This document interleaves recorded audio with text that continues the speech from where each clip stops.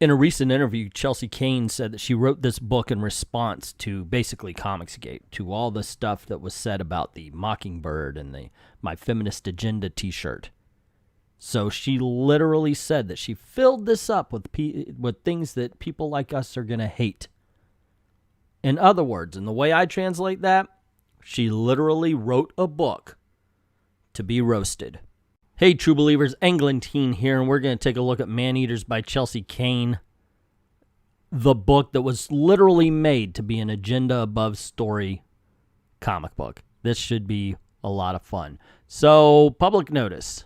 Please be advised there's been a cat attack in your area. Do not approach. Do not provoke. Seek shelter immediately. Are you infected?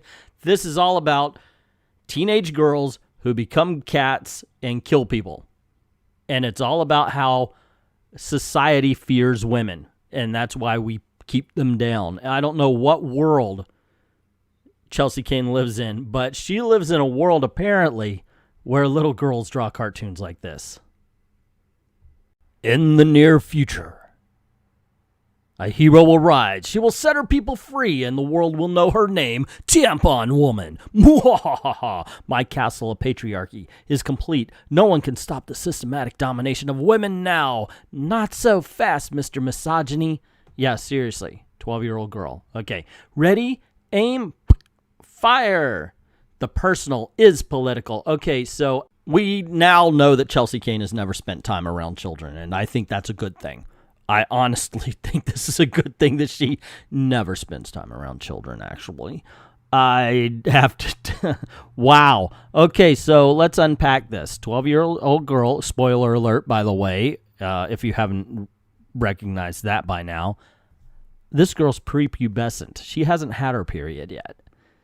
Yeah, and she lives with a single dad, we're about to find out. So this father has not bought tampons and had the talk the whole 9 yards.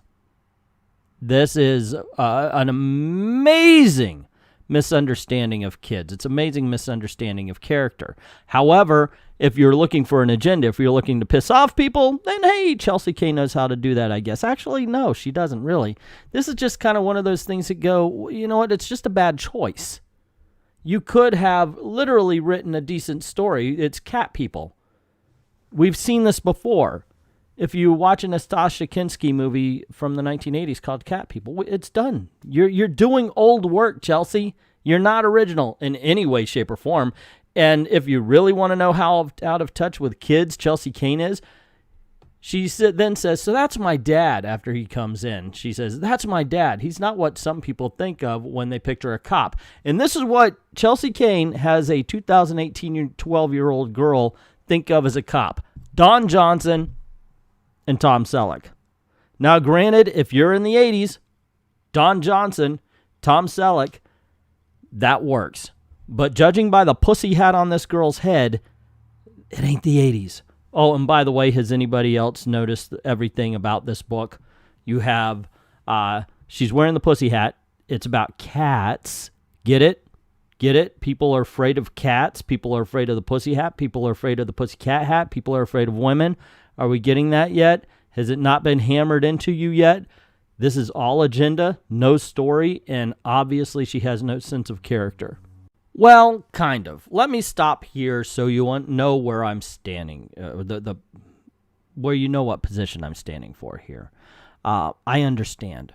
Chelsea, I understand. You're trolling. This entire book is a troll. She even said so. I'm putting all of this stuff in to piss off those comics gators and piss off people like this.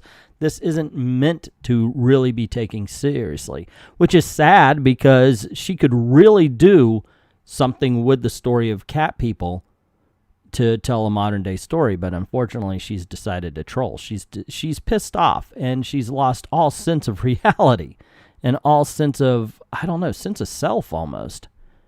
She has an idea of what things are or how things should be, that she doesn't realize what things are, and she cannot accept it. And I think that's one of the bigger problems. This, like I said, this is a decent premise. It's been told before, like I said, but I don't know. She's pissing it away to make a point. And that's what she did with her career in Marvel as well. So, just to be clear, I know she's trolling and I'm jumping in. Why? Because I thought I'd have fun with the book. Because what a trash fire. What a trash fire she made her career, and what a trash fire this book is, considering what it could have been. So we meet the little girl's dad, and we find out he's a detective. He's apparently, while he was biking, was called away to a homicide, and he shows up in his biker outfit. I'm not sure that's how they do things, really. You know, I'm very much used to the TV shows and movies where they show up in suits and they have the badge, but not a detective. Can't really tell you, but here you go. Now, just to make a point here, I'm going to bring this page back up. This is what we're told her father is. It's basically breaking him down to just a few very, I don't know, this would be what your kid would notice. You know, because your kids really don't know who you are. They only know what you tell them and what they can see. So it's very basic. And if this story was completely told by the point of the view of the daughter, I think it would be sufficient. This is all we would need to know about him. And this would be a clever way of doing things, a clever way of showing it, because once again, it should be from the point of view of the kid. Unfortunately, this is still all the characterization we're going to get of the dad, all the while we shift points of view to the dad. Anyway, like I said, we join him at a homicide previously, or I guess continuing our story. She says, my dad says that being a homicide detective is just like any other job, and it shows him he's holding 2 cups of coffee. His partner, I guess, is wearing a weird dress and a collar. And what do we got? Couple of customers came in and found it like this. We've cleared the building, still canvassing the neighborhood for a murder weapon. No ID. As you can see, there are some parts missing. You want the tall or the venti? Okay, I guess they're talking about. Now, okay, I understand the gloves, but what's up with the, like, it looks almost like a Grecian dress. So it just does, I don't know. Okay, so it's a pencil shop, a pencil store. Okay. Obviously, once again, trolling. I don't think it's meant to be taken seriously. Obviously. The guy's a pencil salesman.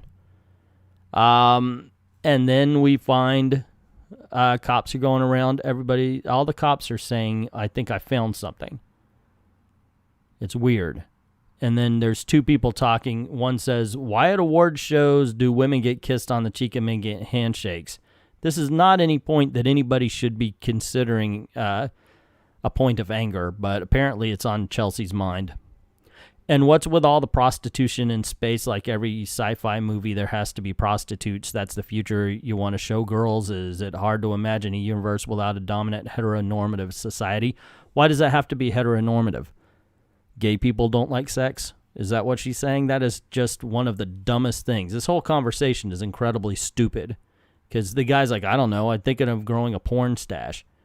Okay, have a good time. I mean, you gotta pick a tone, is what I'm saying. Pick a tone. What do you really want to do? What do you really want to do with this story? It just, I don't know. But yeah, all the cops are saying that, and the conversations are very much just nonsense.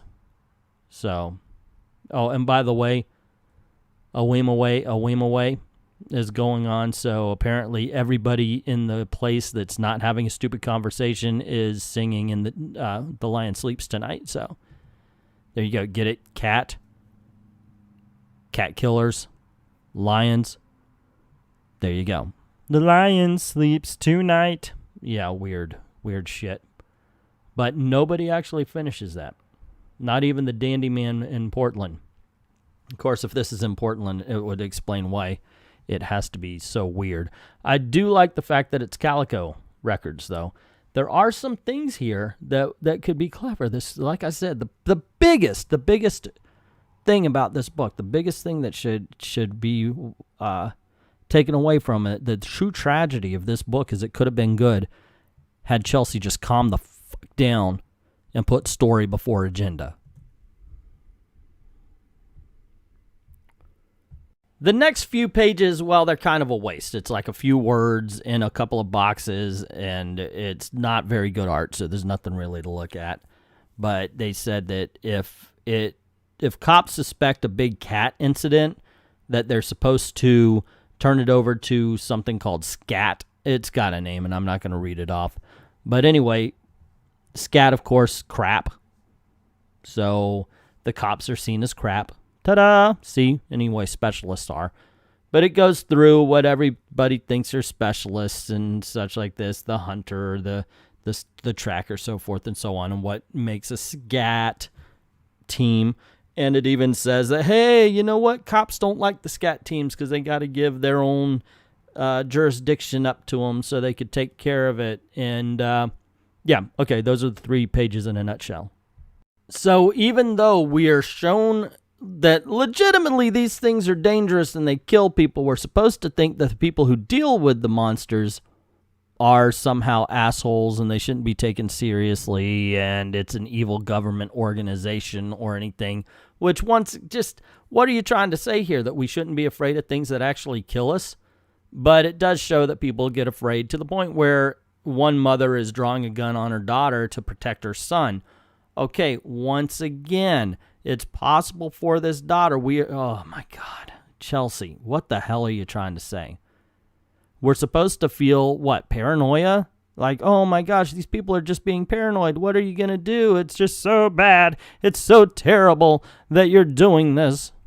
This means something. Anyway, by the way, that Time magazine cover is the only good art in this entire book. But you see the girls who are prepubescent, who are about either they're at the age where they have their periods, are being rounded up into trucks.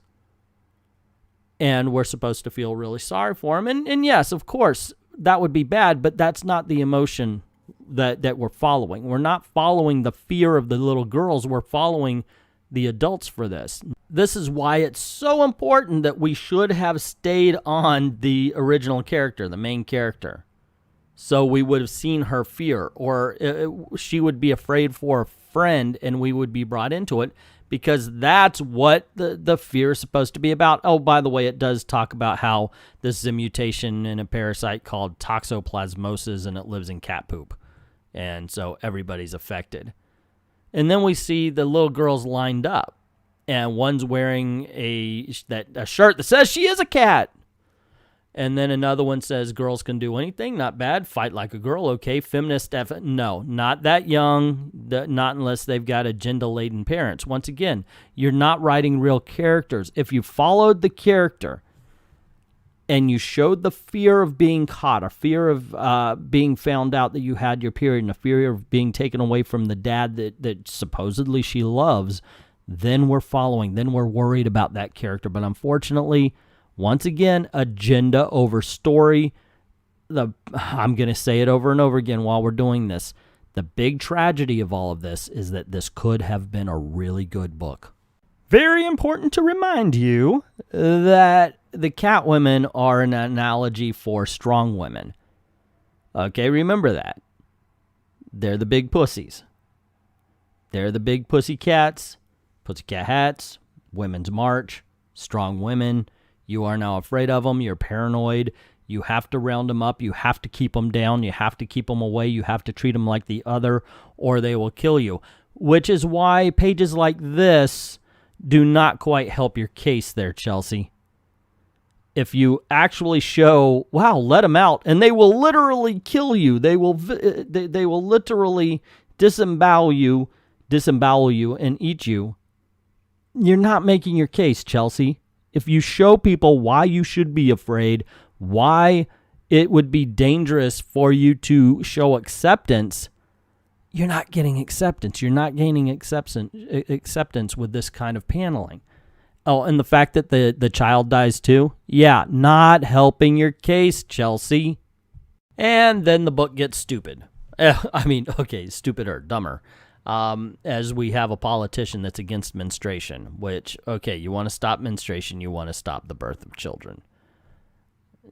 Sorry, gang, I'm not buying it. And then it's like, oh, and they're against putting estrogen in the water as well. Yeah, sorry, this is the dumbest thing ever written. Well, maybe not ever, but that I can think of right now. And it goes on to show another page where it talks about the exact damage that the water does to women and the hormone blockers, which, hey, I'm against hormone blockers in teenagers and young kids as well. I think it's horrible. I think it's child abuse, but that's going to get me a lot of comments. So, anywho, it does show the before and after, and it says if the girls don't get their periods, they can never mutate into ferocious cats, nor can they give birth, which kills the human race. Only there's a problem. Yeah, it's going to kill the human race. Sometimes it doesn't work, and we see that the main character has her period. Okay, if we spent any time with the main character, maybe we would feel something. But we've literally spent no time, so doesn't matter. She's a brush-off character. We don't care. Plus, the book is really bad. I mean, it's not just a little bit bad. It's really, really bad. It could have been an awesome story. There could have been some analogies here. It was done. I told you, it was done so much better in Cat People. And I recommend you see that movie instead of this, obviously. But this is really, really bad. It's the epitome of agenda over storytelling, and it fails so remarkably. It's almost worth reading because of the failure. And I've got a theory here that if you count the number of YouTube channels that roasted this, you could probably count the amount of comic books sold for this issue. There's more to this book. I think I'm going to make it its own video. Don't forget to click like, share, subscribe, hit that notification bell, and don't forget to go on over to Patreon. Links in the description below. Drop $1 in the till. Helps keep the lights on and helps us keep making videos for you. Like, thank everybody who's already done that, and to everyone, all of the true believers, thank you very, very much for watching.